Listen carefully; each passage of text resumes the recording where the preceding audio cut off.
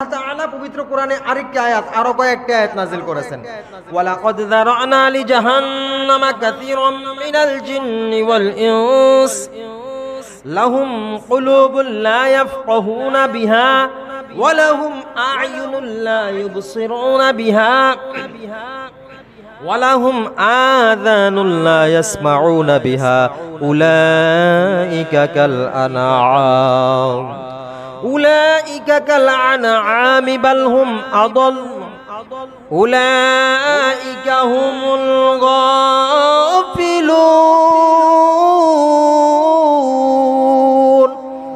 রব্বুল আলামিন ইরশাদ করেছেন ওয়ালাকাদ যারানা লিজাহান্নামা কাসীরাম মিনাল জিন্নি ওয়াল ইনস আমি কিছু মানুষ এবং জিন জাতিকে জাহান্নামে দেওয়ার জন্য সৃষ্টি করেছি লাহুম কুলুবুল লা ইয়াফকাহুনা বিহা তাদের অন্তর আছে দিল আছে মন আছে মন দিয়ে তারা বুঝে না কি কয় দিল আছে অন্তর দ্বারা তারা বুঝে না ওয়ালাহুম আয়ুনুল লা ইউবসিরুনা বিহা তাদের চক্ষু আছে কিন্তু চক্ষু দিয়ে তারা দেখে না ওয়ালাহুম আযানুল লা ইয়াসমাউনা বিহা তাদের কান দিয়েছি আমি আল্লাহ কিন্তু সেই কান দ্বারা তারা শোনে না উলাইকা কালানাম যারা চক্ষু আছে চোখ দিয়ে দেখে না যাদের অন্তর আছে অন্তর দিয়ে বুঝে না যাদের কান আছে কান দিয়ে শুনে না ওয়ালাহুম আযানুন লা ইয়াসমাউনা বিহা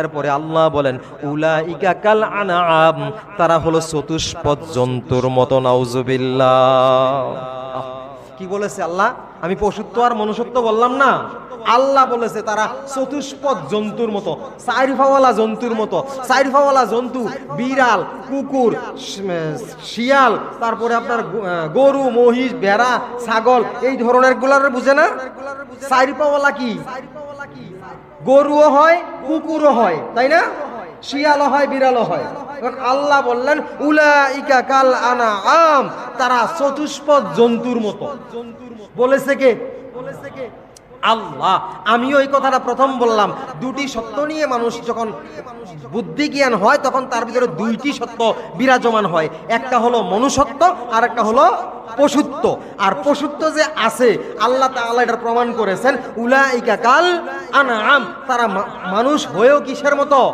পশুর মতো চতুষ্পদ জন্তুর মতো এরপরে বলেছেন বালহুম আদল ওয়া উলা বালহুম আদল এই বালহুম আদল দ্বারা আল্লাহ বুঝিয়েছেন যে তারা প্রথম বলেছেন উলাইকা কাল আনআম চতুষ্পদ জন্তুর মতো এরপর বলেছেন বালহুম আদল্লু তার চাইতেও আরো নিকৃষ্ট ঘৃণিত নাউজুবিল্লাহ আহা এক প্রথম আল্লাহ উদাহরণ দিলেন কুকুরের মতো শিয়ালের মতো বিড়ালের মতো গরুর মতো বকরির মতো বেড়ার মতো এরপর আল্লাহ বালহুম আদল আরেকটা শব্দ যুক্ত করলেন তার চাইতেও আরো নিকৃষ্ট যাদের চোখ আছে দেখে না কান আছে শুনে না অন্তর আছে সেটা দিয়া বুঝে না আল্লাহ তাআলা তাদেরকে বলছে কাদেরকে যাদের চোখ আছে দেখে না এখন চোখ আছে দেখে না কে চোখ আছে যেই ব্যক্তি দেখে না তারে আমরা কি বলি অন্ধ কিন্তু তার চোখ নাই জি আল্লাহ বললেন চোখ আছে দেখে না তার মানে চোখ ভালো কিন্তু দেখে না এখানে অন্ধ বলা হয়নি অন্ধ বললে বুঝাইতো চোখ নাই আল্লাহ বললেন চোখ আছে দেখে না কান আছে শুনে না যার কান আছে শুনে না তাকে আমরা কিছু বলি না যার কান অর্থাৎ যে শুনে না তাকে বলি আমরা তার কানের আওয়াজ নাই সেটা নাই বলি আমরা আছে বলি না আল্লাহ বললেন আছে কিন্তু শুনে না অন্তর আছে সেটা দিয়ে বুঝে না এখন এইটাকেই বলা হয়েছে আল্লাহ তাআলা বলেছেন এটার নামই পশুত্ব এটার নাম কি পশুত্ব তাদেরকে আমি আল্লাহ তাআলা কি করেছি এটা মানুষ এবং জিন জাতি দুই জাতিকে আল্লাহ উদ্দেশ্য করে আয়াত নাযিল করেছেন এই দুই জাতিকে আমি জাহান্নামের জন্য সৃষ্টি করেছি নাউজুবিল্লাহ এই দুই জাতিকে যারা কান থাইকা শোনে না, চোখ থাইকা দেখে না, অন্তর থাইকা এটা বিচার করতে পারে না, সঠিক বুঝতে পারে না। আল্লাহ তাআলা, আমি প্রথম যে আয়াত বললাম, কিয়ামতের হিসাব নিকাশের দিবসটাকে তারা কি অস্বীকার করে? হ্যাঁ, ইন্নাহুম কানু লা ইয়ারজুনা হিসাবা, তারা আমার হিসাব নিকাশকে অবিশ্বাস করত, বিশ্বাস করত না। আল্লাহ তাআলা এরকম অনেক গোলাম আছে যারা আল্লাহর নাফরমানি করে হিসাবকে আজ থেকে 7 বা 8 বছর আগে কোন এক মতলব এলাকায়, কোন এক এলাকায় আমি কিছুদিন খেদমতে ছিলাম, ওই জায়গার এক মসজিদের সভাপতি, আল্লাহ তাআলা মাফ করবে কিনা আমি জানি না, উনি মৃত্যুবরণ করেছেন। এখন মৃত্যুবরণ করেছেন, তখন উনি জীবিত ছিল। এই রকম বয়ান করা অবস্থায় সরাসরি উনি আমার সামনে এসে দাঁড়িয়ে বলল, আল্লাহ তাআলা যে হিসাব করব এটা আপনি জানেন কেমনে? ডাইরেক্ট আমাকে বয়ান বন্ধ করিয়ে ডাইরেক্ট দাঁড় করে, হুজুর রাখেন, বয়ান রাখেন, এত লম্বা লম্বা বয়ান দিচ্ছেন, আপনি জানেন কেমনে? আপনি কি কবরে গিয়ে আইছেন? আপনি কি হাসরে গিয়ে আইছেন? এভাবে প্রশ্ন করেছে উনি আমাকে। তার মানে কোরআন বিশ্বাস করে? আমি তো কোরআন পড়ে পড়ে শোনাচ্ছি, কি বলেন? তাহলে উনি কোরআন বিশ্বাস করে না। আল্লাহ তাআলা এই ব্যাপারে তো আয়াতটা নাযিল করেছেন যে তারা আমার হিসাবকে কি করবে? অস্বীকার করবে।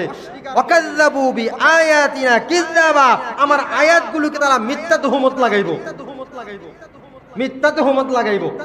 মিথ্যারোপ করব। আল্লাহ তাআলা কি করছে এটি জানেন। তো আমি বলতেছিলাম, দুটি সত্য মানুষের ভিতরে, একটা হলো মনুষ্যত্ব আর একটা হলো পশুত্ব। মনুষ্যত্ব হলো আপনি যেই কাজ করলে, মানুষের যেই কাজ, সেই কাজ সে জ্ঞান দ্বারা, অঙ্গ প্রত্যঙ্গ দ্বারা করতে পারে। মানুষের যেই কাজ, অর্থাৎ মানুষের কোন কাজ, এই কাজ আল্লাহ বলে দিছেনি, কোরআনে বলেন নাই?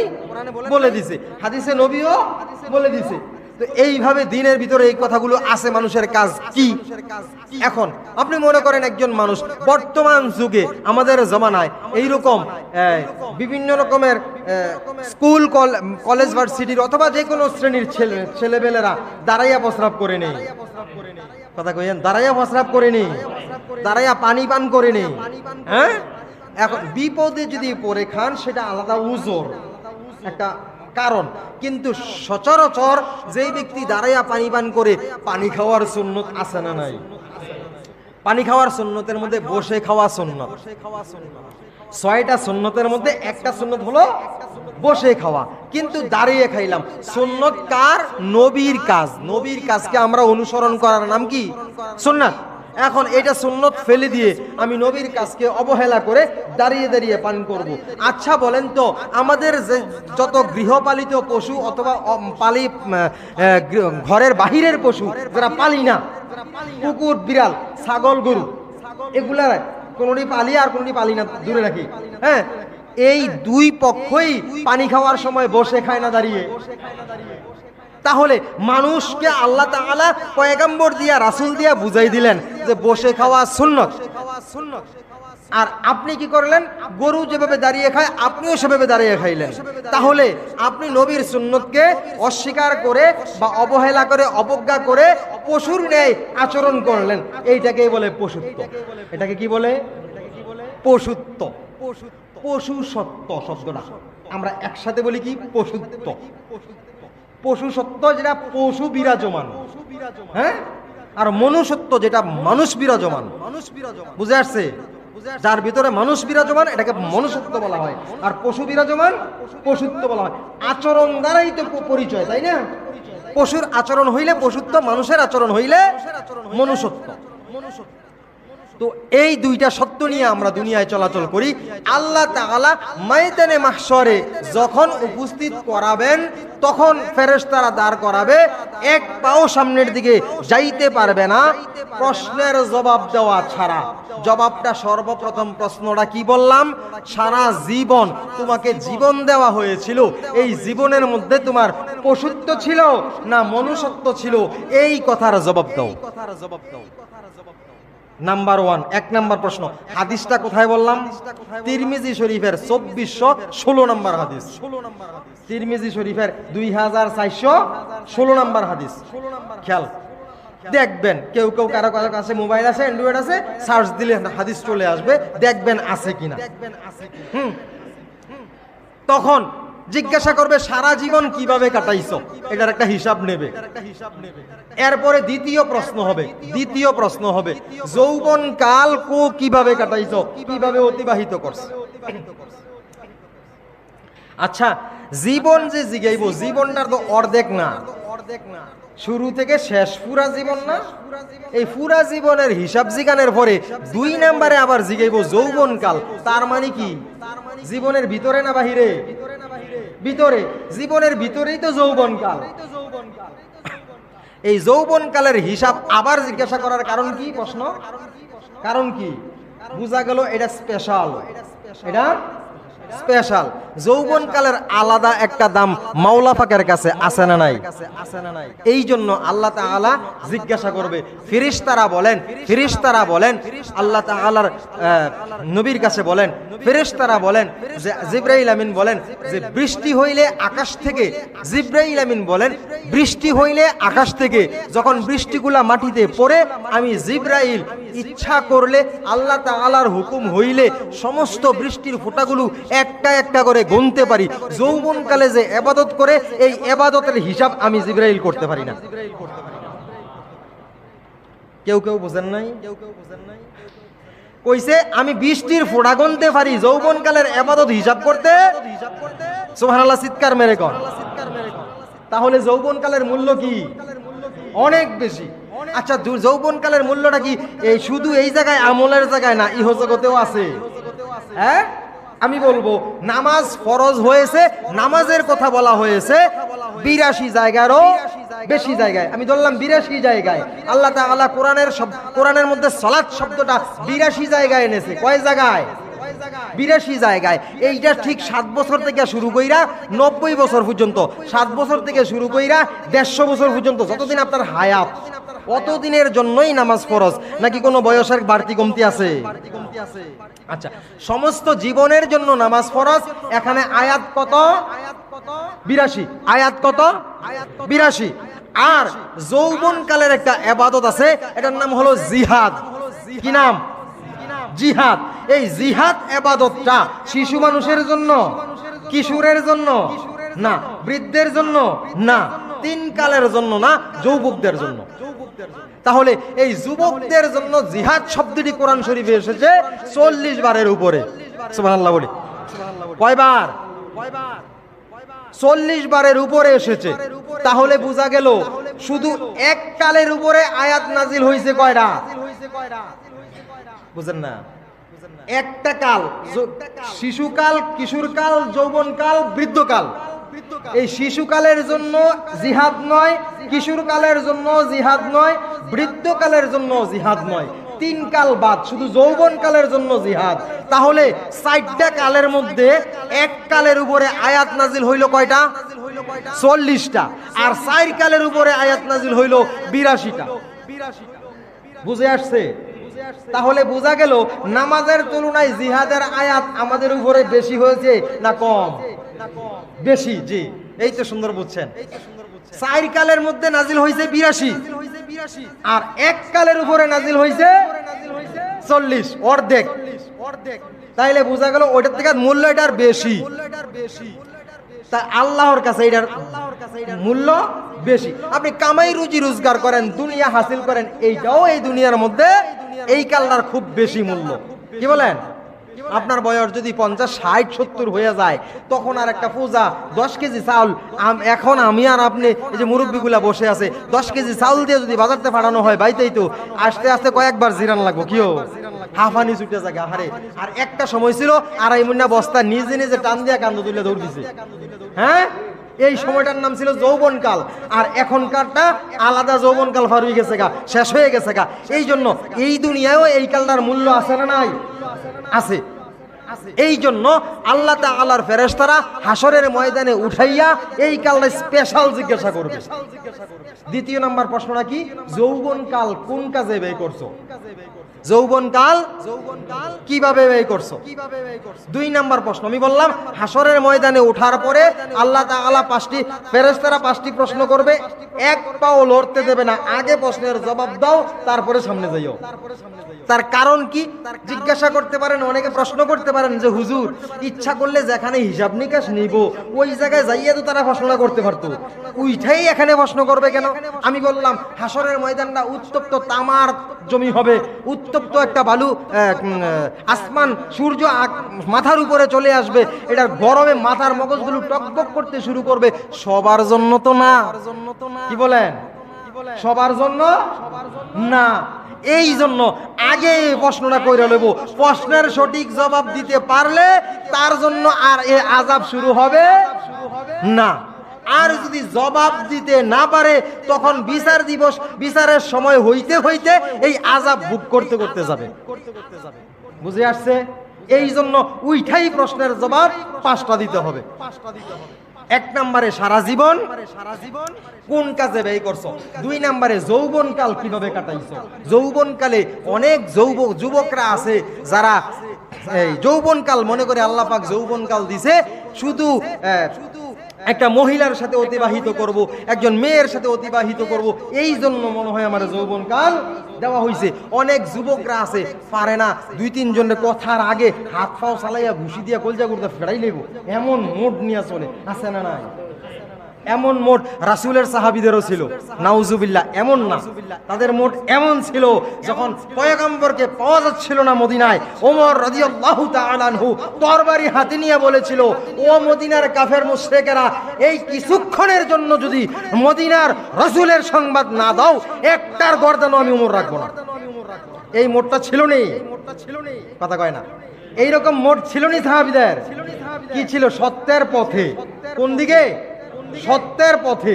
আর এখন রাস্তাঘাটে দেখাইলে দেখা যায় হ্যাঁ বিভিন্ন রকমের ধোয়া, এটা সেটা পানি টানি খাইয়া এমন মুড লইয়া রইছে, এবারে কোন সত্যের পক্ষে? শয়তানের পক্ষে। এবারের দিকে চাওয়া যায় না, চোখটি বড় বড় লাল লাল হইয়া। আমি অনেক সময় এরকম জায়গায় বিভিন্ন জায়গায় দেখেছি, শহরে বন্দরে গ্রাম অঞ্চলে হুদাওয়া এসে ধাক্কা দিয়া কয়, ধাক্কা দিছিস কে? কি মোট দেখলে মনে হয় ভয়ে হারি সর্বনাশ, চোখ বড় বড় কইরা। আসেনি সাহাবীদের মোট আর আমাদের মোট আমি বুঝাইলাম। সাহাবীদের মোট ছিল কি? রাসূলের সংবাদ না দিলে গর্দানে একটারও রাখবো না, তরবারি নিয়ে উঁচু জায়গায় দাঁড়িয়ে ঘোষণা। আর আমরা কি? আমার লোকে লাগ দিয়ে আসলে খেলামো সিরালামো, আসলে ইসলামের পক্ষে না। কি বলেন? আমি বললাম এই কালটার উপরে 40টা আয়াত নাজিল হইছে, এই ব্যাপারে কেউ সচেতন না, জানি অচেতন। কোন মুসলমান দেখেন 100 মুসলমানরা জিজ্ঞাসা করেন তো নামাজ কয় ওয়াক্ত, ফটাফট বলে দেবে যে ব্যক্তি জীবনে নামাজ পড়ে না, জীবনে মসজিদে আইসা না, এবারে জিগান কয় ওয়াক্ত নামাজ কইতে তো না, 5 ওয়াক্ত কইতে পারবো। কিন্তু 5 ওয়াক্ত নামাজ পড়ে হজ করে আসছে, আলেম হইছে, মসজিদে মুয়াজ্জিনি করে, মসজিদে হাজী সাহেব, গাজী সাহেব, সর্দার সাহেব, পর্দাইন্না সাহেব, কমিটি সাহেব, অমুক সাহেব, হুমুক সাহেব, জিজ্ঞাসা করেন আয়াত নাজিল হইছে কয়টা? জিহাদের একটাও পারবো না। মুসলমান একটাও পারতো না, যত কমিটি সাহেব আর যত ফরদিন সাহেব হন। জিগান বলে কয়টা আয়াত নাজিল হইছে? কেন কোরআনে আছে আয়াত নাজিল হইছে, আপনি জানবেন না কেন? কি বলেন? খারাপ লাগতেছে? আপনার উপরে কোরআন নাজিল হইছে তো, আমাদের উপরে তো আসছে, এটা রাসূলের উপরে আসছে, আমাদেরকে দেওয়ার জন্য না। তা আমরা পেয়েছি না, আমরা কেন জানি না? নামাজ 5 ওয়াক্ত জানি, নামাজের নিয়ম কানুন জানি, নামাজ ভাঙলে কেমনে ভাঙতে হয়, কেমনে গড়তে হয়, ওযু কেমনে ভাঙতে হয়, কেমনে গড়তে হয়, কেমনে প্রস্রাব করতে হয়, কেমনে মসওয়াক করতে হয়, কেমনে খাইতে হয়, কেমনে স্ত্রী সহবাস করতে হয়, কেমনে বিয়া করা লাগে, বিয়া করা ফরজ। বর্তমান যুগের সব পোলাপাইনে জানে বিয়া করার পর বউরে পর্দা করানো ফরজ, এটা জানে না। কি কয়? বিয়া করা ফরজ সবাই জানে, পোলাপাইনে জিগাইলে হুজুর বিয়া করা যে ফরজ, এই ব্যাপারে বয়ান করতারেন না। মাঝে মধ্যে কোনো পোলাপাইনে গোপনে কয়, হুজুর আমনের কথা তো মুরব্বীরা মানে, বিয়া করা ফরজ, এই ব্যাপারে বয়ান কইরেন। কিন্তু বিয়া করার পর বউডারে যে পর্দায় রাখা ফরজ, কোন কোন ভাবে পালন করা ফরজ, এটা জানে না। এই হলো আমাদের মুসলমান, এই হলো এই যৌবনকালটাকে আমি নিয়ে আলোচনাটা করতেছি। যৌবনকালের হিসাবটা নেবে। তুমি যৌবন ছিলে, যুবক ছিলে, এই কালটা কিভাবে কাটাইছো? বিভিন্ন রকমের বেপরদা চলছো, বিভিন্ন রকমের বউ দিয়া ছবি টবি এখানে আপলোড করছো, পুশ করছো, বউ রেনে বিভিন্ন জায়গায় সাজসজ্জা করে ঘুরাইছো, অথবা তুমি নিজেও সিনা টাইট করে হাঁটছো। সিনা টাইট করে হাঁটুন না, দুনিয়ায় আছে না নাই? সিনা দেখাইয়া আমার সিনা বড়, বিল্ডার আছে, বিল্ডার কি কয়, বডি বিল্ডার আছে নে, হারাম। বডি বিল্ডার কি হারাম। সাহাবীরা বডি বিল্ডার ছিল, তার বডি কেউ দেখতো, লুজ কাপড় পরতো, লুজ কাপড়। আর বর্তমান যুগের বডি বিল্ডাররা ল্যাংডা হাড়ে, খালি একটা জাঙ্গিয়া পরে। জাঙ্গিয়া চেনেন নেই? অনেকে চেনে না। জাঙ্গিয়া শুধু লজ্জাস্থানটা ঢাকা থাকে, আর বাকি সবটা খোলা। হ্যাঁ, বডি বিল্ডারদের এই চরিত্র। তারা পুরা শরীর একদম পুরা 17 টাকা ফরজ, এটাও দেখাই দেয়। এখানেও বডি বিল্ডিং আছে না নাই? বর্তমান যুগে ছেলে হোক মেয়ে হোক সবাই এগুলা করছে, আর এগুলা শু করছে মানুষের সামনে, পয়সা কামাচ্ছে। আল্লাহ তাআলা জিজ্ঞাসা করব, এই সময়টা আমি সাহাবীদেরকেও দিছিলাম, রাসূলদেরকেও দিছিলাম, নবীদেরকেও দিছিলাম, তারা কিভাবে কাটাইছে আর তুই কিভাবে কাটাইছ? ফেরেশতারা জিগাইব। এখন যদি কোন আমি বডি বিল্ডার ছিলাম দুনিয়ায় যুবক থাকতে, তো তোরে যুবক থাকতে বডি বিল্ডার হইছত বালা কথা। আমার সাহাবীরাও তো ওই যে আমাদের একজন বক্তা সাহেব ওয়াজ করেছিলেন নবীজির শরীর কেমন ছিল, এই ব্যাপারে আলোচনা করতে যাইয়া। নবীজির শরীর ছিল এই যে পেট মুবারক। নবীজির রাসূল সাল্লাল্লাহু আলাইহি ওয়াসাল্লাম পেট মুবারক, বুক থেকে সামনে ছিল না, পেছনে ছিল। সুবহানাল্লাহ কই। কখনো তার পেট মুবারক কি করতো না, সিনা থেকে আগাইতো না। আমরা হুজুররা এখন কি অবস্থা? পেট মোড়া না হইলে তো হুজুরে না, কি কর? হ্যাঁ, আপনারা ডিফরে কই, হুজুররার এই অবস্থা। আমরাই কই আরে পেট মোড়া না হইলে তো হুজুরে দাম দেয় না কেউ। রাসূলের সাথে মিলছে? মিলে না। আমরা খাচ্ছি। তারা দিছে, কিছু করে গেছে উম্মতের জন্য, আমাদেরকেও বলছিল কইরা যাও, কিন্তু আমরা করে যাচ্ছি না, আমরা খাচ্ছি, চুষে চুষে খেয়ে হালকা করে দিচ্ছি। তো এই কালটা জিজ্ঞাসা করবে আপনাদের কেন, শুধু আমাদেরকেও বলবে তোমাদেরকেও এরকম একটা সময় দিয়েছিলাম, যৌবনকাল। সেই যৌবনকালে আমি আল্লাহর গোলামি করছো, রাসূলের সুন্নত তরিকায় চলছো, রাসূলের দেখানো পথে অনুসরণ করছো, দিন প্রতিষ্ঠার চেষ্টা করছো, দিন শিখছো, এই কাজগুলা করছো নাকি নিজের জন্য ব্যস্ত ছিলা? এই জবাবটা সঠিক দিতে পারলে আযাব শুরু হবে না, আর সঠিক দিতে না পারলে আযাব শুরু হয়ে যাবে। কয় নাম্বার প্রশ্ন? 2 নাম্বার। আমি 2 নাম্বারে ছিলাম। সারা জীবন কোন কাজে ব্যয় করছো, কিভাবে ব্যয় করছো, আর যৌবনকাল কোন কাজে ব্যয় করছো? 3 নাম্বার প্রশ্ন। 3 নাম্বার প্রশ্ন হবে তুমি ধন সম্পদ কিভাবে অর্জন করছো। প্রশ্নটা কি? ধন সম্পদ কিভাবে অর্জন করছো। 4 নাম্বারে হবে এই ধন সম্পদ কোন পথে ব্যয় করছো। 5 নাম্বারে হবে এলেম শিখিছো কি, এলেম জ্ঞান, দ্বীনের এলেম, দ্বীনের জ্ঞান, অর্থাৎ ধর্মীয় জ্ঞান শিক্ষা করেছো কি, যদি শিখে থাকো সেই অনুযায়ী কতটুকু আমল করেছো। লাস্টের প্রশ্ন 5 নাম্বার। 3 নাম্বার 4 নাম্বার শর্ট করে বললাম, এটার উপরে আলোচনা আছে। আচ্ছা, 2 নাম্বারে আমি আলোচনা করেছি। 3 নাম্বার হবে কি, সম্পদ কোন কাজে কিভাবে সম্পদ অর্জন করছো। ব্যবসা করিনি আমরা, ব্যবসা করি না। আমি বুঝাইতে যাই আজকে শোরনা দিয়ে কথাগুলো স্পষ্ট বলছি, শোনার দরকার আছে না নাই? আছে। ব্যবসা করতে যাইয়া আমরা যখন ব্যবসা করি, ব্যবসার মাল বস্তার উপরে একরকম, বস্তার নিচে একরকম, এইরকম ব্যবসায়ী আমাদের দেশে মনে হয় বাংলাদেশও নাই তেমন একটা, নাকি বেশি? কি বলেন? বাঙালি এই কাজে একটু পারদর্শী বেশি। হ্যাঁ, তো এই কাজে পারদর্শী বেশি। এই ব্যবসাটা সুদের চাইতেও জঘন্য বলছেন পয়গম্বর সাল্লাল্লাহু আলাইহি ওয়াসাল্লাম। সুদের চাইতেও জঘন্য। সুদ খাওয়ার সর্বনিম্ন যেই হাদিসটা এসছে, সর্বনিম্ন যে পাপটা অপরাধটা, এটা মায়ের সাথে জেনা করা। নাউযুবিল্লাহ। সুদ খাওয়ার নিচু অপরাধ, সবচাইতে কম অপরাধ যেটা, আর বেশিটি কত ভয়ঙ্কর। এটা কি? মায়ের সাথে জেনা করার মতো। এর চাইতে জঘন্য যদি সুদ ব্যবসা, যদি উপরে এক নিচে আরেক দিয়া ব্যবসা করা হয়, যদি আপনি এটার মূল্য এতটুকু, এটার মান এতটুকু, আপনি বলবেন একটা জিনিস আপনার কাছে, একটা মোবাইল বিক্রি করলাম, এটা যাইব 1 বছর, আমি কইলাম 5 বছর যাইব গ্যারান্টি লোন। বুঝে আসছে? এই ব্যবসাটা সুদের চাইতেও জঘন্য, খারাপ, নিকৃষ্ট। আপনি যা আছে ঠিক তাই বলতে হবে। বস্তা যদি 3 মণ 2 মণ মালামালের বস্তা হয়, ভিতরে কিছু পচা থাকে, 2-1টা পচা উপরে না স্যাম্পল দিতে হবে। বুঝে আসছে?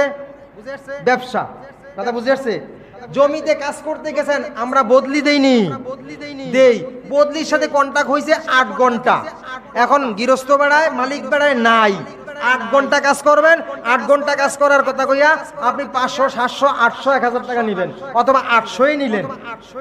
কইবেন 8 ঘন্টা কন্টাক্ট হয়েছে, এর মধ্যে যদি বদলিলায় কয়, কাজের লোকটায় কয় যে আমি 8 ঘন্টার মধ্যে 1 ঘন্টা খাওয়া এবং নামাজের জন্য কাটাবো, যদি আপনি রাজি মালিকের সাথে কথাবার্তা বইলা হয়, ওকে। এই আর কয় ঘন্টা থাকে? 7 ঘন্টা।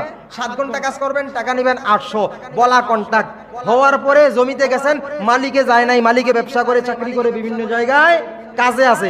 আপনি ওখানে যেয়া বলছেন, মালিক যেহেতু নাই, আমারে আর কওয়ার কে, মালিক তো চাকরি করে, এবারে তো কৃষি কাজ বোঝে না, আমি যা মন চাই তাই করি। আপনি কাজ করতে পারতেন, 5 শতকের কাজ করছেন 3 শতকের কাজ। সারাদিন রোদ্রে পড়ছেন, চৈত্র বৈশাখ মাসের রোদ অথবা তুফান বৃষ্টি, সবগুলাই কষ্ট করছেন ঠিক, পরিশ্রমটাও করছেন ঠিক, রোদ্রে ফুরছেনও ঠিক, সময়টাও অতিবাহিত করছেন ঠিক, কিন্তু 5 শতক কাজ করার কথা ফাঁকি দিয়া 3 শতকের কাজ করছেন। এই কাজটা এত কষ্ট করার পরেও হারাম। বুঝে আসছে? এত কষ্ট করার পরেও কি হারাম? মাটি কাটে না, এই মাটি কাটা এত পরিশ্রমের কাজ, তবুও যদি একটু ফাঁকি ঝুঁকি হয়, এটা হারাম। আমনে কইবেন, হুজুর বড় বড় লোকেরা চুরি কইরা শেষ করে লাইতাছে, আমনে আইছেন মাটি কাটুনার মাসালা শিখাইতে। আল্লাহ তাআলা তাদেরকে 500 বছর, ধনীর থেকে 500 বছর আগে জান্নাত দেবে। সুবহানাল্লাহ। যারা মাটি গাড়ি রিক্সা চালায়, তাইলে আপনি আগের মানুষ, আপনারই তো আগে বুঝানোর দরকার। বুঝে আসছে? আপনি আগের মানুষ না, গরিব। ধনীর থেকে 500 বছর আগে কে যাবে? গরিব। তাহলে আপনাকে আগে বুঝানো দরকার। তারা যেহেতু বুঝে না, তাদের কাছে আমরা নসিহত করি, মন চাইলে বুঝলো, না বললে না, তাদের ইখতিয়ার। আপনি যেহেতু আমার সাথে থাকছেন, আমি আপনার সাথে থাকছি, আপনি যেহেতু আগের মানুষ, আপনি যেহেতু বেশি সম্পদের হিসাব দেওয়া লাগবে না, হাসরের ময়দানে বেশি সম্পদ নাই, তো তাড়াতাড়ি হিসাব শেষ করে যাওয়ার ব্যবস্থা আছে। যার হিসাব সম্পদ কম, তার হিসাব কম। তাহলে আপনাকে তাড়াতাড়ি বুঝাই দেই, অল্প অল্প ত্রুটিগুলা না কইরা সহি সালামতে চলেন, ইনশাআল্লাহ সবার আগে জানগা। কি বলেন? আচ্ছা, এই কাজগুলো হারাম এভাবে করলে। এরকম কাজ, ব্যবসা, কর্ম, চাকরি, 8 ঘন্টা ডিউটি, মাসে আমার 10,000 টাকা বেতন, 8,000 টাকা, 15,000 টাকা বেতন, প্রতিদিন ডিউটি 8 ঘন্টা। এই অনুযায়ী চাকরি নিছি, এই ডিউটির ফাঁকি দিয়া মাঝখান দিয়া গিয়া দেখা গেছে কি 2 ঘন্টা কাজ নাই, প্রতিদিন 10টা থেকে কাজ হয়। মালিকে কইছে 8টা থেকে আমার অফিসে থাকো, কিন্তু কাজ হয় কয়টায়? শুরু হয় 10টায়। আমি কই 10টায় যেহেতু কাজ হয়, আমি সিনিয়র হয়ে গেছি, এখন আর আমার তেমন একটা রিস্ক নাই, ইচ্ছা মতো ইজি ভাবে যাইতে পারি। 9টায় 9:30টায় গড়াইয়া আমাদের দেশে অফিসের লোকগুলো যায় কি যায় না? হ্যাঁ, 10টার আগে দেখা গেছে অফিসগুলা খুলেই না। কি বলেন? 10টার আগে অফিসগুলা খুলে না। অনেক লোকেরা কাজ করার জন্য বিভিন্ন অফিসে যাইয়া সিরিয়ালে দাঁড়াই থাকা লাগে। আমরা যে দাঁড়াই রয়েছি, তার কাছে মনে হয় না যে মানুষ। এরকম বিভিন্ন অফিস আছে।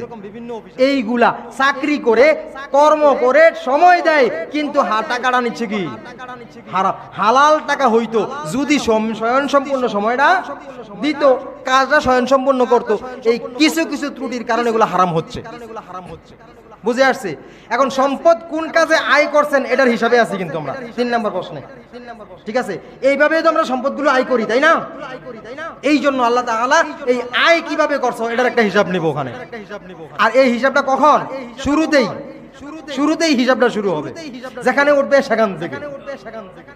এরপরে এইভাবে যত রকমের ফাঁকি ঝুঁকি আছে, যত রকমের হারাম উপার্জন আছে, সবগুলা, যত রকমের হারাম উপার্জন আছে সবগুলা, ঠিক আছে, এইটার হিসাব নিব আল্লাহ তাআলা।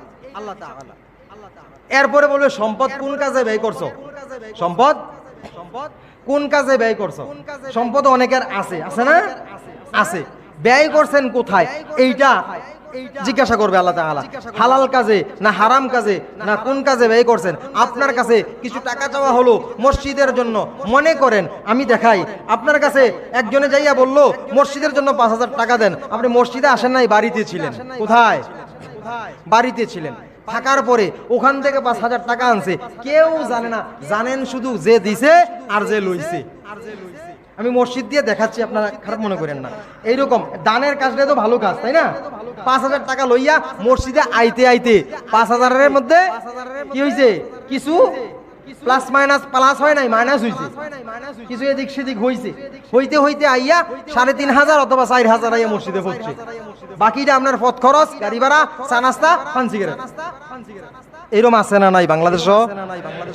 হ্যাঁ হ্যাঁ আছে। এই লোকগুলারে যে দিছে এবং যে লইছে দুইজন, আমি এখানে আয় কোন কাজে আয়, কোন পথে আয় করছো, কোন কাজে ব্যয় করছো। যে দিছে তে ব্যয় করে নাই, সে সঠিক জায়গায় দিছে নি, এইটারও হিসাব হবে। শুধু দিয়া দিলে দায়িত্ব শেষ না, শুধু দিয়া দিলে দায়িত্ব শেষ না, সঠিক জায়গায় দিছেননি। আপনি মনে করবেন একজন ভিক্ষা করা বর্তমানে পেশা, ভিক্ষা করা কি পেশা, অনেক ভিক্ষুক কোটিপতি এরকম আমরা দেখতেছি বর্তমানে, আছে না? বাড়ি টাড়ি আছে, রাস্তায় দাঁড়ায় ভিক্ষা করে, পাও আছে, পাউডারি ফেসাইয়া বসে রবার টবার লাগাইয়া ল্যাংরা সাজছে, আসেনি? আপনি দেখবেন সঠিক ভিক্ষুক কিনা। খালি টাকা চাইছে আর পট্ট করে দিয়ে দিছেন আর দৌড়ে দিয়ে শুরু করলেন আমি দানবীর, হবে না, হবে না। আপনি দানবীর না, আপনার আল্লাহ মস্তিষ্ক দেয় নাই। প্রথমেই বলছি না আলায়াতরা, অন্তর আছে, অন্তর দিয়ে বিচার করে না, বুঝে না। বুঝতে হবে তো, চোখ আছে দেখতে হবে তো, কান আছে শুনতে হবে তো। দেইখা বুইজা শুই না, দেইখা শুই না বুইজা এরপরে দিতে হবে।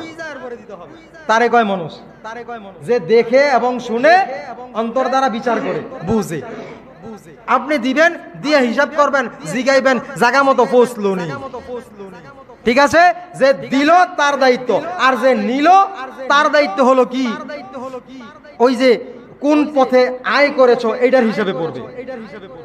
আচ্ছা, যে দিল, এইরকম অনেক দানবীর বাংলাদেশে আছে। আবার অনেকে আছে টাকা পয়সা সম্পদ আছে কিন্তু দান করে না। অনেক কিছু ধমক দামক দিয়া এটা সেইটা কইয়া কত মানুষদেরকে কত রকমের বুঝাইয়া, কত রকমের হাদিস কইয়া, কত রকমের কোরআন কইয়া, কোরআনের আয়াত কইয়া, তাফসীর কইরা, হ্যাঁ হাদিস কইয়া, দিনই কথাবার্তা কইয়া, চোখের বাণী ফালাইয়া কইলাম কিছু টাকা দান করেন। কেউ আওয়াজ দেয় না, মুখ বন্ধ করে বলিস। এমন হয় মাঝে মধ্যে, হ্যাঁ এমন হয়, চোখ বন্ধ করে মুখ বন্ধ করে বইছে, মনে হয় তার আমার ওয়াজটা শুনলো না। কি লাভ হইলো? লাভটা হইলো কি? আপনারা বুঝাইলাম দান করেন, টাকা আছে তো দান করেন। এখন পকেটে 500 টাকা 1,000 টাকা আছে, আপনার অ্যাকাউন্টে 50,000 টাকা আছে। এই 50,000 টাকা দিয়ে কবরে যেতে পারবেন? গ্যারান্টি আছে? কোন কোন কে গ্যারান্টি দিবেন? বলে আমি পারমু। আমার অবস্থাটা দেখছেন ঈদের আগের দিন, কথা কয় না, ঈদের আগের দিন আমার জীবনে, আচ্ছা বলেই ফেলি, সমস্যা নেই, আমার জীবনের সবচাইতে আনন্দদায়ক, আমার জীবনে খুব আনন্দ পাইছি এমন কিছু হয়নি। আমি আল্লাহর কাছে শুকরিয়া, খুব আনন্দ পাইছি, অর্থাৎ পরিপূর্ণ। এমনটা আমি চাই নাই কোনোদিন আল্লাহর কাছে যে আল্লাহ আমি 100% আনন্দ পাইতে চাই। এটা দুনিয়ায় চাওয়া হয় নেক কাজের ফলাফল, এই জন্য চাই নাই। আজকের ঈদে, গত ঈদটা কোরবানি, রোজার ঈদরা, রমজানের ঈদরা, ঈদুল ফিতরটা আমার জীবনের শ্রেষ্ঠ একটা ঈদ ছিল। এটা কোনোদিন হয় নাই, ভবিষ্যতে আর হবে বলে আশাও করা যায় না। অথচ ঈদের আগের দিন অ্যাক্সিডেন্ট করে আমি হসপিটাল। বুঝছেন ঘটনা? আপনি আমার যে সম্পদটা লোগে আছে, সাথে কইরা চোরের ডোরে সাথে রাখবেন, পকেটে রাখবেন। মোবাইলটা রুমও রাখলাম না, চোরে যে নিয়ে যাইব। হ্যাঁ, গাড়িটা লোগে রাখলাম যাতে করে কেউ চুরি করে নিয়ে যেতে না পারে, সাথে রাখলাম বডির সাথে মিশাইয়া।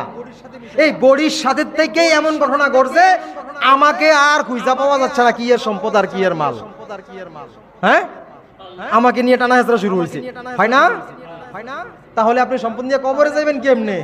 সাথেই তো রাখতে পারতেছেন না, জীবিত অবস্থায়, জেতা অবস্থায় তো বডির সাথে রাখতে পারতেছেন না, আলাদা হয়ে যাচ্ছে।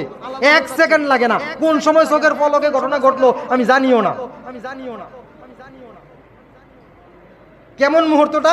আনন্দের দিন আগামীকাল, আজকে এই ঘটনা। সবার জীবনে এর চেয়ে ভয়ঙ্কর ঘটনা হতে পারে না? তাহলে আপনি পকেটে টাকা নিয়ে বাড়ি চলে যাচ্ছেন, হুজুরে হাত বাড়াইলেও টাকা দিচ্ছেন না, কারণ কি? আল্লাহর দেওয়া জিনিস আল্লাহর সাথে সওদা করেন। আল্লাহ বলেছেন, ইন্নাল্লাহ আশতারা মিনাল মুমিনিনা আনফুসাহুম ওয়া আমওয়ালাহুম, আমি তোমাদের জান এবং মাল দিয়ে জান্নাতকে দিয়েছি। জান্নাতের মালিক তোমরা, জানমাল আমি আল্লাহর। আপাতত তোমাদেরকে রক্ষণাবেক্ষণের জন্য দিয়ে রাখছি। রক্ষণাবেক্ষণ করতে আইসেই, পাহারাদারি করতে আইসেই ছাড়ছেন না, কারণ কি? পাহারাদারি না করতে আসছেন। আপনি যখন আসছেন তখন মাল নিয়ে আসছেন, একটা সুতাও না উলঙ্গ। যখন যাবেন তখনও ঠিক একই হালত নাকি? না হালত চেঞ্জ হবে? কথা কয় না। ল্যাংটা আসছে, ল্যাংটা যাবে, এর মধ্যে কোনো আর কোনো ব্যবস্থাপনা আছে নাকি? স্বর্ণের চেইন ফরাইয়া কবরও দেওয়া হয়, সুন্দর একটা গড়ি, বড় দামি একটা মোবাইল সেট, এরকম কিছু দিয়া কবরও দিব কেউ? সব রাইখা দিব। হ্যাঁ, আবুল বিড়ির প্যাকেটটাও দেখ খুইলা রাইখা দেয়। আমার নিজের চোখের দেখা, এক ভাই মারা গেছে, আরেক ভাই লুঙ্গি থেকে, আরেকবার বলছিলাম কথাটা, লুঙ্গির গোসার থেকে আবুল বিড়ির প্যাকেট খুইলা তাড়াতাড়ি পকেটে লয়ে লইছে। আমি ছোটবেলায় এরকম একটা ঘটনা দেখেছিলাম। এই ঘটনা আমার জীবনের একটা দৃষ্টান্ত। আমি দেখেছি মানুষ যে কতটা পর হয়, নিঃশ্বাসটা চলে গেলে সেটার দৃষ্টান্ত এটা। 2 টাকা দামের আবুল বিড়িটাও সাথে সাথে আরেকজনে নিয়ে নেয়। তাহলে আপনি মালিক কিসের? ব্যয় করতে হবে আমাদেরকে। আল্লাহ তাআলা জিজ্ঞাসা করবে সেদিন কোন পথে ব্যয় করছো। আবার ব্যয়ের মধ্যে কিছু পার্থক্য আছে না নাই? সারা বিশ্ব মুসলিম দেশের বিরুদ্ধে কথা বলা আমার উচিত হবে না, তবুও চলে আসছে, প্রাসঙ্গিক ছোট্ট করে বলে ফেলি। তামাম বিশ্বের সমস্ত মুসলমান থেকে লক্ষ লক্ষ টাকা আরব কান্ট্রিগুলো খাচ্ছে, সত্য না মিথ্যা? এই খাওয়া খাইয়া তারা আজকে মূর্তি পূজায় লিপ্ত, তারা যা নারীবাজিতে লিপ্ত, মাগিবাজিতে লিপ্ত হয়ে গেছে। কষ্ট লাগছে? সারা বিশ্বের হজ করতে গেলে 5 লাখ 6 লাখ 7 লাখ টাকা নিচ্ছে, এদের ব্যবসা নয়? টাকা মানুষ মুসলমান ছাড়া আরব কান্ট্রিতে অন্য ধর্মীয় মানুষ তেমন একটা যাইতে পারতো না। একটা সময় মানুষের শুনেছি এই মুসলমানদের থেকে তারা যে নিত, তাদেরকে দিয়ে কাজ করাইতো, পরিশ্রম করাইতো, টাকা উপার্জন করতো, তাদের এই ব্যবসা হচ্ছে না? তামাম বিশ্বের সবচেয়ে কাবা আল্লাহর ঘর ওই দেশে বলে আমরা এদেরকে শ্রদ্ধা করি, সম্মান করি, যাই করুক না কেন আমরা মনে করি নেক কাজ। কি বলেন? এইটা মনে করে তাদেরকে আমরা দিচ্ছি। তারা আজকে কি করছে? এই টাকাগুলো নিয়ে তারা আনন্দ ফুর্তি করছে, মেয়েবাজি করছে, মাগিবাজি করছে, সিনেমা করছে, যাত্রা প্যান্ডেল করছে, নাচ গান করছে, বিভিন্ন জায়গায় মূর্তি স্থাপন করছে, এইরকম করে আনন্দ উল্লাস করছে। আল্লাহ তাআলা জিজ্ঞাসা করবে কোন পথে ব্যয় করছো? হ্যাঁ, আমি আর আপনি, আরেকজন দেখবেন একটা হুজুর, কোন রকম হুজুর হইছে, কোন রকম দাওরা পাস করছে, মেট্রিক পাস করছে, আলেম পাস করছে, অথবা কোন রকম হাফেজ সাহেব হইছে, কোনো ফুজি নাই, বাপের 2-5 শতক জমি ছিল, 1 শতক 2 শতক বেচা একটা ঘর ভাড়া নিয়ে একটা হাফিজি মাদ্রাসা করছে, একটা নুরানি মাদ্রাসা করছে, অথবা মসজিদ নাই একটা ফানজাগানা করার চেষ্টা করছে, কিচ্ছু নাই, বেচা করে। আবার আরেকজন দেখা গেছে কষ্ট পরিশ্রম কইরা কোন রকম 2-4 বছর, 10 বছর 8 বছর চাকরি কইরা অল্প অল্প কইরা কিছু জমাইয়া 10 বছরের টাকাটা কেন করে 1 লাখ টাকা দিয়ে একটা মাদ্রাসা স্থাপন করছে। তার নাই, সে করে এই কাজ। আর যেবার কোটি টাকার মালিক, এবারে সিনেমা বানায়, সিনেমা হল তৈরি করে, এবারে কি করে? হোটেল তৈরি করে, আবাসিক রিসোর্ট তৈরি করে। আছে না নাই? টেহা হইলে চিন্তা করে রিসোর্ট করব। হ্যাঁ, তো এই যে আমরা এগুলা করছি, আমাদেরকে আল্লাহ সেদিন জিজ্ঞাসা করবে কোন কাজে ব্যয় করছো। তো যে আমরা ব্যয় করার সময় হালাল পন্থা দেখে ব্যয় করতে হবে। তারপর 5 নাম্বার যেটা, একটু সময় নেই, 5 নাম্বার যেটা, 5 নাম্বারে আসবে এলএম শিখছুনি। এলএম মানে কি? জ্ঞান। এলএম মানে জ্ঞান বিদ্যা অর্জন করছুনি। আর করলে সেটা কোন, কিভাবে, কতটুকু আমল করেছো, সেটা কতটুকু আমল করেছো। প্রথম জিজ্ঞাসা করবে এলএম শিখছুনি। যদি শিখে থাকো, যদি কয় না শিখিয়ে নাই, কেউ বাটফার, আমাদের তো বাটফারির অভাব নাই, বিশেষ করে বাঙালি। আল্লাহ এলএম কোন কাজে কতটুকু আমল করছো? তো আমি কমু যে আল্লাহ আমি এলএম শিখিয়ে নাই। এর লাগে আগে জিগাইব শিখছো নি, আগে জিগাইব কি শিখছো নি। এখন শিখতে হলে যাইতে হবে কোন যেখানে এলএম শিক্ষা দেয়। আমাদের শিক্ষার ঘর বর্তমানে অভাব নাই, বিভিন্ন জায়গায় শিক্ষা হচ্ছে। আমাদের এই দেশে বিভিন্ন ধর্মীয় প্রতিষ্ঠানগুলোকে, মাদ্রাসাগুলোকে বিভিন্ন জায়গায় সরকারিভাবে তারপরে নিবন্ধিত, রেজিস্ট্রিকৃত, এমপিভুক্ত এটা সেটা করে আমাদের দেশের প্রশাসনের বিরুদ্ধে করছি না, আমি সংবিধানের বিরুদ্ধে করছি না, কথা দেখাচ্ছি। আমাদের দেশের সংবিধান এটা নিয়ে নিয়েছে, দেশের সরকার এটা নিয়ে নিয়েছে, নিয়ে এটার ভিতরে কি করছে, ধর্মটারে কিছু হালকা করছে, এমন সিস্টেম করছে। আমি আজ থেকে 98-99 সালে শুনেছিলাম কলেজের মধ্যে ধর্ম শিক্ষা আছে, ধর্ম শিক্ষা আছে। যদি কোনো ধর্ম পরীক্ষা দিতে যাইয়া কিছুই না লেখে তারপরেও যেটা অনেক কষ্ট করে লেখে, কয়েকদিন পইরা মুখে দিয়ে ফেনা তোলাইয়া, না ঘুমাইয়া না খাইয়া পইরা যে 33 নাম্বার 35 নাম্বার আনসার করছে, ওই রকম একটা নাম্বার না পড়লে, প্রশ্নের উত্তর না দিলেও ধর্ম বিষয়ে দিয়ে দেওয়া হয়। নাউজুবিল্লাহ কইতেন না, বোঝেন নাই? এত কষ্ট করে বইরা যেটা 33, 35, 40 নাম্বার দেয়, আর ধর্ম বিষয়ে কিচ্ছু জানেন না, কিছু লেহেন নাই, খালি নাম লেখা দিয়ে দিয়েছেন, ধর্ম বিষয়ের উপরে নাম লেখছেন, আমার নাম এই, বাস নাম্বার দিয়ে দেওয়া হয়েছে। তার মানে কি ধর্মটাকে আপনাকে তারা সরকারিভাবে নিয়ে এমপিভুক্ত কইরা, রেজিস্ট্রি কইরা ধর্ম শিক্ষাটাকে আপনার থেকে কি করতে সরানের চেষ্টা। এটা আগের কথা কইছি। বর্তমানে যে ইসলাম ধর্ম অর্থাৎ ধর্ম শিক্ষার মধ্যে মুসলিম ধর্মের পাশাপাশি অন্য ধর্মের ছবি এটা সেটা দিয়ে দেওয়া হয়েছে, হ্যাঁ না? কি কন? তাহলে আমরা ধর্ম শিখতে স্কুলে যাব? কথা কয় না। কোথায় যাব? যেখানে ধর্ম শুধুই ধর্ম শেখানো হয়, অন্য কোনো বিষয় নাই। জেনারেলের নাম দিয়া তারা আমাদের ধর্মকে বিলুপ্ত করছে, জেনারেলের নাম দিয়ে তারা আমাদের ধর্মকে বিলুপ্ত করার চেষ্টা করছে, খেয়ে ফেলার চেষ্টা করতেছে। আর না হয় মুসলিম ধর্মের মধ্যে 96-94% মুসলমানের দেশের মধ্যে অন্য ধর্ম, যেখানে শতকরা 94 মুসলমান, মাত্র 6% অন্য ধর্ম। এখানে মুসলমানের ধর্ম ইসলামের সমমান করে আরেক ধর্ম কিভাবে বইয়ের মধ্যে দেওয়া হয়? সমমান কেমনে করলেন? আপনার আক্কেলের মধ্যে কি পশুত্ব বিরাজ করছে? আমি বলবো শিক্ষা করতে হলে আমাদেরকে যেতে হবে যেখানে 100% ধর্ম শেখানো হয়, যেখানে 100% ধর্ম শেখানো হয় এখানে যাব। এখানে আমাদের বর্তমান কোরআনের ঘরগুলো আছে, কোরআনের ঘর আছে, কোরআন শিক্ষাটা খুব জরুরি। আল্লাহ পাক এটা জিজ্ঞাসা করবে হাসরের ময়দানে ওঠার সাথে সাথে যে তুমি এলেম শিখছুনি বা শিখলে কতটুকু আমল করছো। যারা শিখেছি তাদেরকে আমল সম্পর্কে জিজ্ঞাইবো, আর যারা শিখি নাই, কেন শিখো নাই, সেই দিন সেই জিজ্ঞাসাটা করবে। সঠিক জবাব দিতে পারলে তো আযাব মাফ, আর যদি জবাব বেঠিক হয়, জবাব দেওয়া না যায়, তাহলে এখান থেকে আযাব শুরু হবে।